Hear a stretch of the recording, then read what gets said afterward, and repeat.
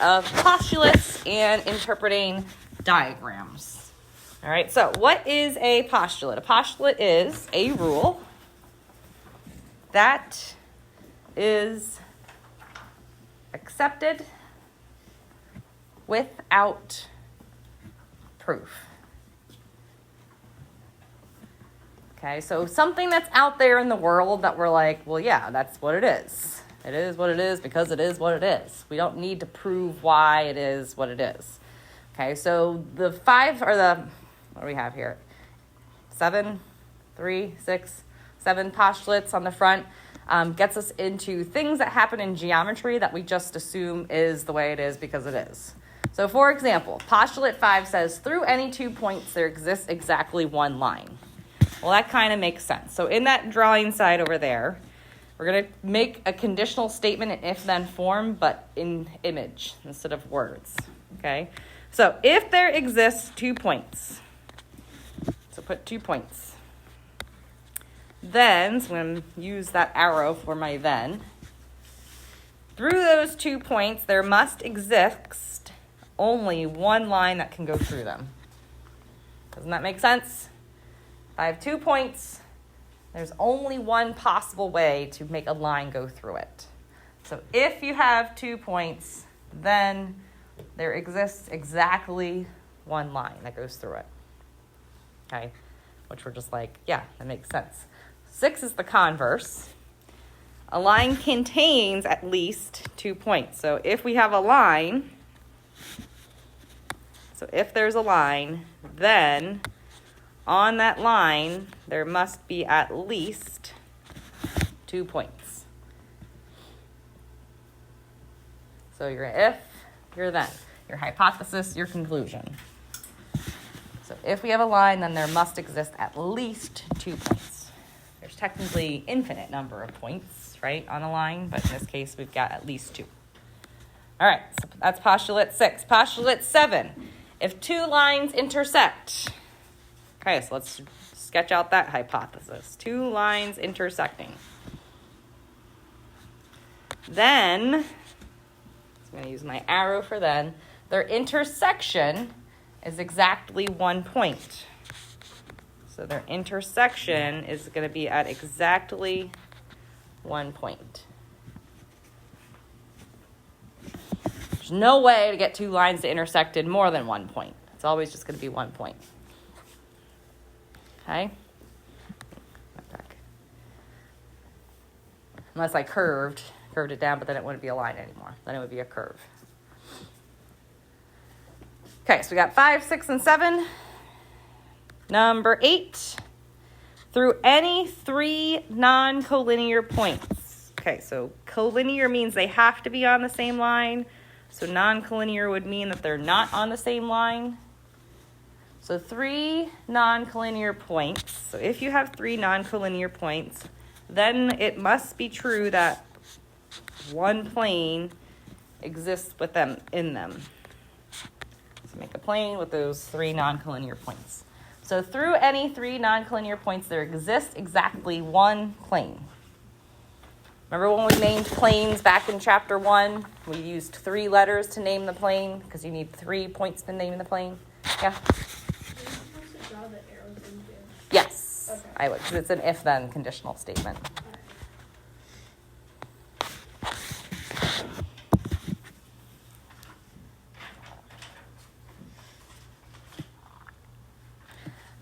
Number 9 is just the converse. A plane contains at least 3 non-collinear points. So if we have a plane, then inside the plane you must have 3 non-collinear points.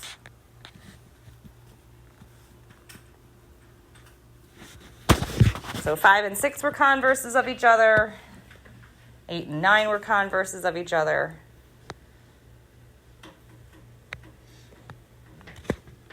Number 10, if 2 points lie in a plane. All right, so let's sketch that out. So here's a plane, 2 points inside the plane.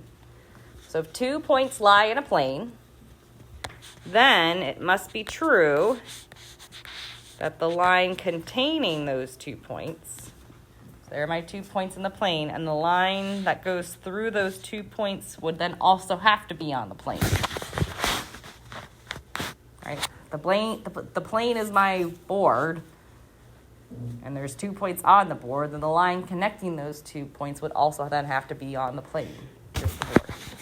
All right, and then for the last one here, we're going to really see where my artists are at. We have to make 2 intersecting planes.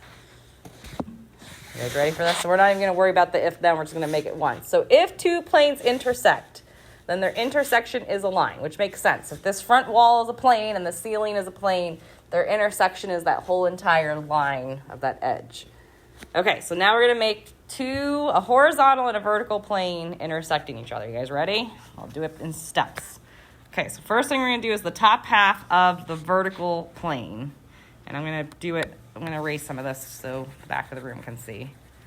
Okay, so here we go. So we're going to go up, diagonal down, and make kind of a parallelogram like that.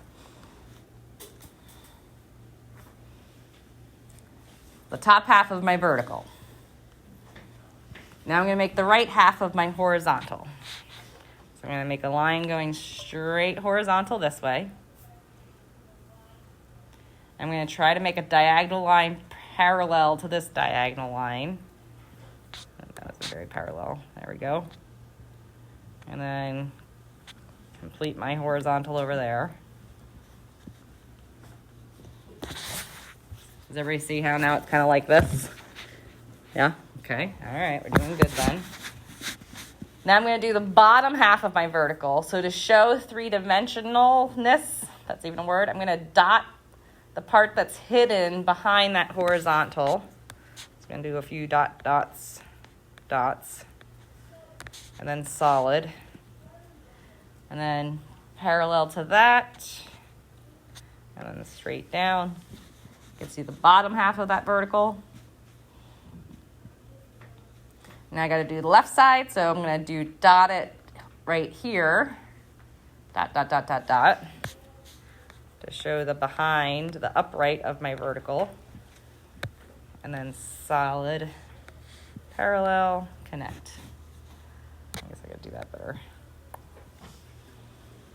You got a three-dimensional 2 planes intersecting on your paper? Mine looks like a cross. Yeah? Like not. Not good. That Anyways. looks awesome. Mine ended up being a cube. A cube? Nice. Well, we tried. You're never going to have to draw this on like a test and get graded on it, so don't worry about it. Okay, so given these postulates, if we flip on the back for our first problem or example here, we're going to be given a diagram and we're going to be given a bunch of statements, and then we have to decide on whether yes or no we can assume this statement is true or not based on what we see. Okay? All right, so first one. Find points A, H, J, and D. So I see an A. Where is point H located? There's not a dot around it. Where is it? Plane. On the plane. It's right there at the intersection, right? Because which postulate tells us the intersection of 2 lines is a point? Is that 7? I don't know. You don't have to have those technically memorized. So A, H, J, and D. Are they collinear? Yes, they're all on the same line, right? So that's a yes. Next one, points F. So find F, there's F. H and B, are those collinear? Yes, they're all on the same line. So that's another yes. Points E, J, and C, are those collinear? Yes, good. Are points G, F, and H collinear? No, they're not. They're not on the same line. Points A, B, C, D, and F, are they all coplanar? Yes, because they're all on the same plane. All right, looking at intersections of lines. So line FB is right here, FB. And line AD, are they intersecting at point H? Yes. Line EC and AD are intersecting at point J? Yes. yes for that one. All right, angle AHB. Okay, so angle AHB. Angle HB is right here. It's that angle. And angle HJC is this angle. What does this symbol right here mean? The same. Well, congruent, right? Same measure. Are they the same measure? Yeah. Can I assume it? No. What would need to physically be there for me to be able to assume that they're congruent? What markings do we use to show congruency in angles? Damien? 2 little dashes on them. Yeah, it's like a little arc there and a little arc, which is not there. Or what angles can we know for sure are congruent? Aren't vertical angles congruent to each other? So, right, so this angle would be congruent to that angle. And these two guys would be congruent to each other. But that's not what we're given. So this one's a no. So we can't assume that they're congruent. If it would have been AHB and FHJ, then we could say, yep, they're congruent because they're vertical angles. We can't assume those. Yes or no, line FB and line EC will never intersect. Yes. Why do we know that? Because they're the same, what's it called? What type of lines never intersect? Parallel. Am I told that they're parallel anywhere? No. No. So they could eventually, remember lines keep going on and on forever. They could eventually intersect up at the moon if they kept shooting straight up into space. So we can't assume that they never will intersect just because they're not intersecting on the plane in the diagram. Unless they specifically said those lines are parallel, then we could be like, yes, I know for sure that they'll never intersect. Okay? All right. So we're good with those? I think we got that? 50-50. Pretty good. All right. So then the last thing we have to talk about is perpendicular figures. So please write in the box that a line is perpendicular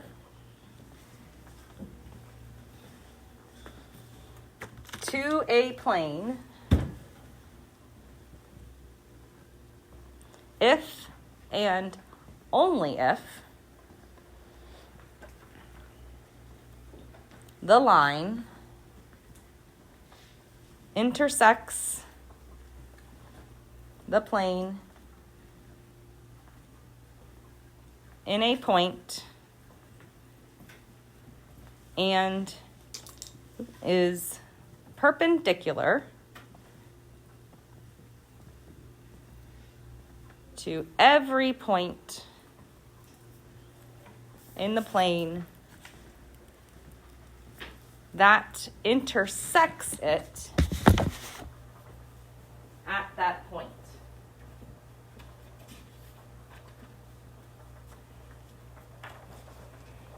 Okay, so a line is perpendicular to a plane if and only if the line intersects the plane in a point and is perpendicular to every line in the plane that intersects it at the point. That's a lot of words, so let's visualize what that means. My pen's a line, my paper's a plane, right? Perpendicular means what exactly? My intersection is at what type of angle? A right angle when we're perpendicular, right? So if my line is perpendicular to a plane, then that must be true that every line that I could potentially make at this point, so if this is my point of intersection, so if I make a line here, if I make a line here, oops, if I make a line here, I can make a whole bunch of different lines spiraling around that point of intersection. We got the idea? Do I need to make more? Right? So I've got all of these lines on this plane intersecting at that point. So if I intersect this line perpendicular to the plane, then it must be true that it is also going to be perpendicular to every single one of those possible lines. Does that make sense? So if the line's perpendicular to the plane, then it will also be perpendicular to all those lines at that point of intersection. Does everybody see that? Yeah? Okay, so on the bottom, there's a diagram there. What must be on a diagram in order for us to know that something is a right angle? Jake? A little square. The little square, right? So I don't know if you want to just make mention of that, like put a little circle around that. or write these words, whatever it is you want to put there on the bottom there. So in a diagram, a line perpendicular to a plane must be marked with a right angle symbol. So you must have that right angle symbol there in order for us to assume that we have something perpendicular to something. If that right angle symbol is not there, so if it's showing that, I don't see that little box in the angle to show me that it's a right angle, then I cannot assume that it's going to be perpendicular.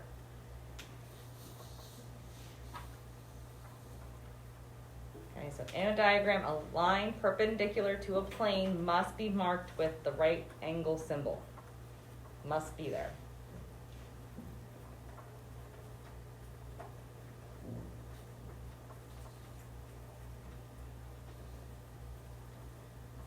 Okay.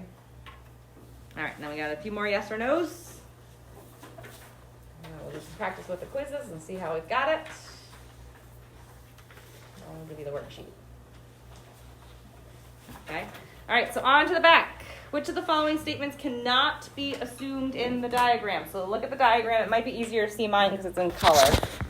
So can we assume that line, or A, B, and F are collinear? Yes or no? No. A, B, Yes. and Yes. F. Yes, because they are all on the same line, right? So that's a yes.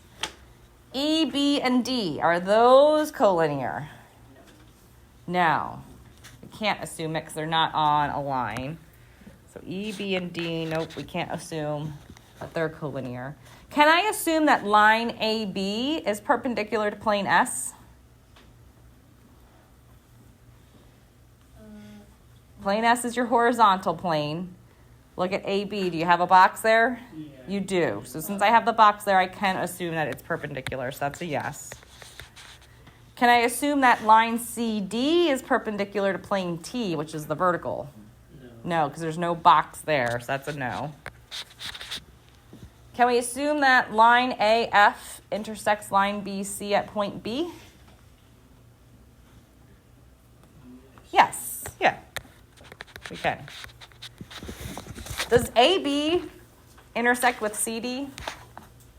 Line AB intersect with line CD? No. No. They two-dimensionally they do, but three-dimensionally, does everybody see how CD would be behind it? Yeah? All right, so go ahead and get out your